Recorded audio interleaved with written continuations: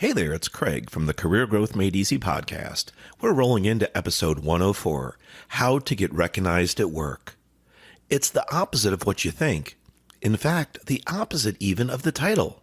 To get recognized, you don't want to overdo. You don't want to try too hard.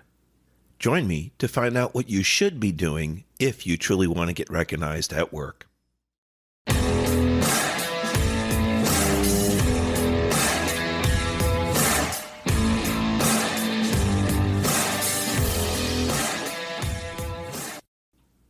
Welcome back to the Career Growth Made Easy podcast. I'm your host, Craig Ansell. We are celebrating because we've hit 100 plus episodes, and today we have episode 104, How to Get Recognized at Work. In the intro, I talked about it being the opposite of what you think, in fact, even the opposite of the title. And that's partly true. Sometimes when you go overboard and you overdo, trying to earn that extra credit can really harm you, or trying to get recognized just too hard can damage your reputation. If we take a pause and think back to when each of us were first hired, what was the reason for it? Sure, we needed jobs. Sure, we were interested in the position initially. But where are we each in our position now? How do we feel about the position? How do we feel about the company we're working for? How do we feel about our peers, our team members, and that of our management that we report to? Sometimes we get caught up in the day-to-day struggles and challenges of our jobs. And sometimes we forget to put what is most important forward. I'll give you an example. Email is one of the biggest complaints I get when I travel and talk to people that I mentor or coach. Email consumes our daily lives. It can overtake us if we're not careful. How many times have you opened up your inbox to see a flurry of emails just from the last few hours, maybe overnight? It seems overwhelming. So the question then comes, is your primary job to open each and every email and address them on a daily basis? How well do you address those emails? How well are your responses taken? My point being that we can be overwhelmed in certain situations in our work environments, email being one of them, text another. It seems that one-on-one meetings and voice calls are becoming lesser, and digital communication is becoming greater. Not that that's a bad thing, but it's about the content that's being transmitted back and forth that can really cause some confusion and can really put challenges in place when it comes to communicating clearly and understanding what was being requested of you, especially if you're the one that has to answer. Why am I talking about email so much in the beginning of this episode, How to Get Recognized at Work? We have to stop and think back to when we were first hired. What was the main purpose of the position that we were hired for? If you're recently hired into your role, what is that position? And what did they expect out of you when you read the job description?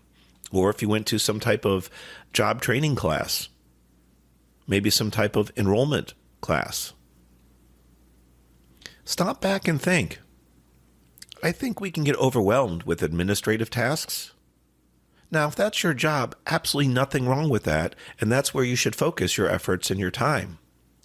But if email is just part of the daily grind, part of our daily job, we have to be cautious how much effort and time we put into it. So stop for a moment and think, how much does email or texting for work consume your day? Are you always overwhelmed by the amount? Do you feel that you can never respond quickly enough or in a great enough quantity to make a dent in that pile? There's things that can be done about that, but besides that, it's really a question of, are you applying the right amount of attention and the right amount of detail to the specific tasks that are important to your job? In order to get recognized at your work, I suggest you need to give back first, meaning make sure that you're making a solid contribution. This contribution could be with your peers and your team. It could be what's important to your management, to your company as an overall goal, a vision, or a mission. Or it could be, how does the overall end customer experience rate your company? What roles do you play in touching a product or service, making a final product or service for that end customer, that paying customer?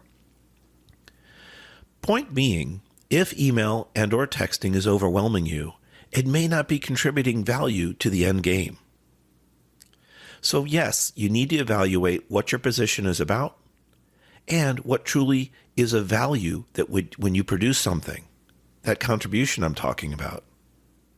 From there then, you could possibly talk to your peers, your team, or even meet with your manager briefly just to make sure you're on track and contributing in the right areas. Now, if you're worn down, and we've all been there and done that, there's time where you just have to take a break throughout your day, throughout your week, some time off, a few hours off, and recharge. But looking to get recognized is an external thing for your contributions. But don't forget, your being recognized at work also comes from your internal energy, your zest, your interest in life, how passionately you do things. So while you're solving functional things like email and texting, which we'll talk a little bit about more at the end of the show, you need to focus on yourself having the right amount of energy, the right amount of zest and focus in life and at work. There was a book I read over my years, and it referenced being a red rhino. Obviously, there's no such thing, and that's the whole point of the book.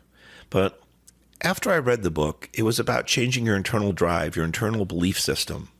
And the book, if I recall correctly, said that if you read through this book and followed through waking up every morning, and one of the first things you do is to wake up, walk up to that mirror, and say, I'm so-and-so, I'm a red rhino, and I'm going to achieve this today. If you did that with that consistency, I think it was for at least 30 days, you would eventually believe in yourself more, have greater attention to detail, greater attention to your surroundings, and a greater confidence. Now, truth be told, I finished that book, and I was looking for some significant results in about 30 days. And that was actually, I was interested in a promotion in a specific role. Within those 30 days, it did not happen, okay? Not exactly the way the book predicted, but I think it was within 90 days that something did happen. You see, within my first 30 days of using that book, I had made a request showing interest in applying for a promotion and explaining my background and reasons why. My company at the time said that I simply wasn't ready, and that broke my heart, honestly. I had done what I thought was necessary. I felt I was making a solid contribution. I had this book that gave me ideas how to present myself more effectively, more efficiently, more confidently. And it didn't happen. Not exactly within the first 30 days, but it happened between 90 days and 6 months. So the moral of the story for me was that I did start making changes internally, and those changes were being recognized on the outside. My energy, my drive, my focus. Now, whether you believe in a story like that, the Red Rhino, or you pick something else, there are plenty of leadership and internal growth, internal support books out there, along with several of my episodes that talk about taking care of yourself, fueling your body correctly, treating yourself so that you know how to treat others correctly and work correctly at your job. How to get recognized at work is really about how you perceive yourself and the effort you put forward to make a solid contribution. The big thing about this, though, is if you do make an ask or you do make a suggestion that you're interested in improving your leadership level at work, possibly for a promotion or a pay increase, you may get turned down initially. You may not have your story completely aligned with your work activities or your work products or services. That can lead to frustration. And in that frustration, it can really shut you down emotionally, mentally, physically. Try not to let that frustration take a toll on you. Realize it was one attempt, perhaps your first. Just because your request got shut down doesn't mean you failed indefinitely. Talk to your peers if you're comfortable, your team members. See what they're saying and doing. See what they say and think of you. If they have any negative criticism, okay, hey, The point about it, you might think I'm not doing my job well or there's an area I'm lacking. That's fine, but make it productive. When you give me criticism, I need to have some feedback on how I can improve. Don't just berate someone or tear them down. Hey, Craig, I notice when we're in teams, you're typically on your phone and you don't seem engaged in the conversation. Okay. If I step back and look at that, and that happens to be true, it might just be worth the 3P moment. Powerfully placed pauses. Just kind of press your lips together, don't speak, and absorb what they said. Process it. It might give you time to react more professionally. You know what? I appreciate that. I do recall being on my phone in the last meeting or two, and I'll make a better effort to focus more when people are speaking. So that is a simple example about having a conversation with your peers or your team members and getting a little bit of a coworker evaluation. If you're still looking to get recognized, and that includes moving into leadership, you have to be careful if you compare yourself to management. You don't necessarily know how long certain members of your company have been in management, their background, their experience, where they came from prior to being in your company. I know over the years I've fallen into that trap and said, I can do that job. What's so hard about it? I can do that role. They only have 3 team members. They only have 6 team members. What's the big deal? There are different visions of how those managers work. The view you see, the view I see, and then the view and the roles and responsibilities that manager physically has to take on. So before you consider challenging someone in your head about being in a management role, you might want to inquire about it, learn more, so that you then can show that you're interested. Along the way of inquiring, you are slowly going to be recognized for your interest in a new role, interest in a position.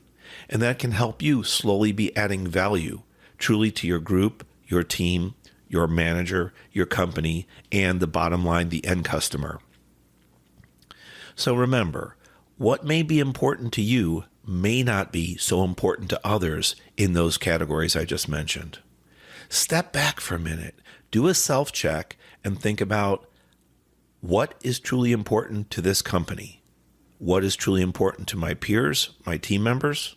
How about my management? What do they see as metrics or reporting responsibilities? What does our manager need from me? How about after that? What about his or her manager? Overall, the company, again, the vision or mission statement. What does your company represent? What does your company's motto? What's the slogan? What are you there for? What are they producing? What are they servicing? What are they offering? All that eventually leads to an end customer, an end paying customer. So we all need to do things that are positive contributions to the end game, the end state. If we don't have that in mind and we get caught up in unfortunate administrative tasks, like I mentioned, email, for example, or texting, while it's a real world situation we have to deal with, we have to wonder, by answering this email, by answering this text, or continuing the conversation, what value am I bringing? Now, if you feel that email and text are part of your daily job, your tasks, not a problem whatsoever. But I guess I'm just asking you, using those 2 examples, think about your day-to-day activities and how many interruptions you have and what effort you put forth. What's the largest chunk of time, if we valued your time from 8 to 5, let's say, and I'll say just an hour for lunch, so you have 8 hours. If you have 8 hours to work and an hour for lunch, and you work at 8 to 5, what is the greatest percentage of your time being used for? Once you start to look at that and recognize that, maybe you take some notes at the side of your desk. Once you recognize that, you can then say, okay, here's where I spend 70% of my time, 20 here, 5 here, 5 here, things of that nature. Then do a comparison. What is the goal of my position? What is the goal of our department? When I was hired, what was I tasked with? Do I have daily, weekly, monthly, quarterly reports? Is there some type of product or service that the company is expecting me to produce so that we're on track with production schedules or service schedules? So again, whether you're in the office or out traveling, doing service calls or customer service, where is your time? Where's the majority of your time spent?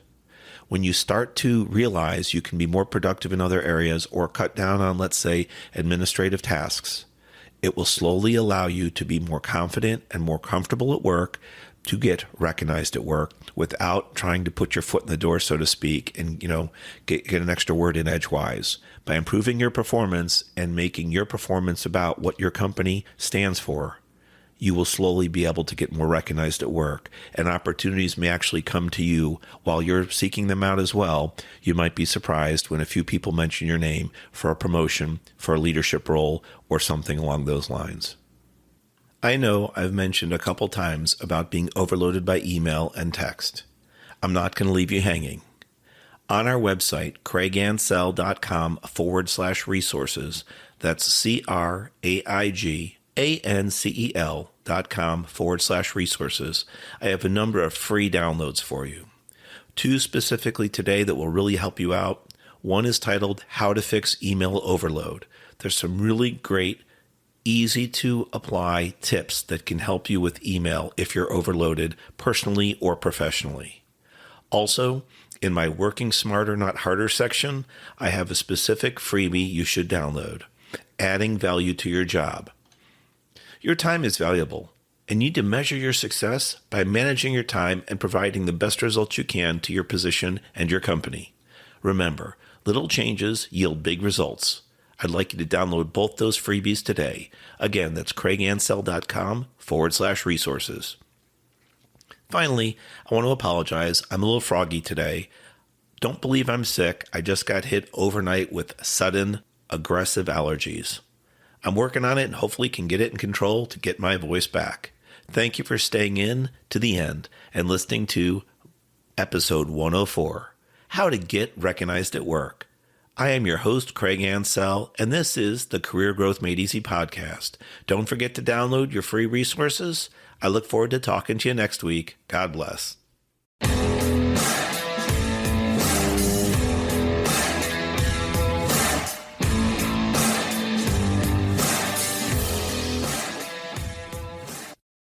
Thanks for watching. If you've enjoyed this episode, be sure to subscribe to our channel. New episodes every Monday. In the meantime, why don't you follow us on social media at Craig Ansell on Facebook, LinkedIn, and Instagram. To book a coaching appointment, download our free guides, or join our email list, check out the links in the description below.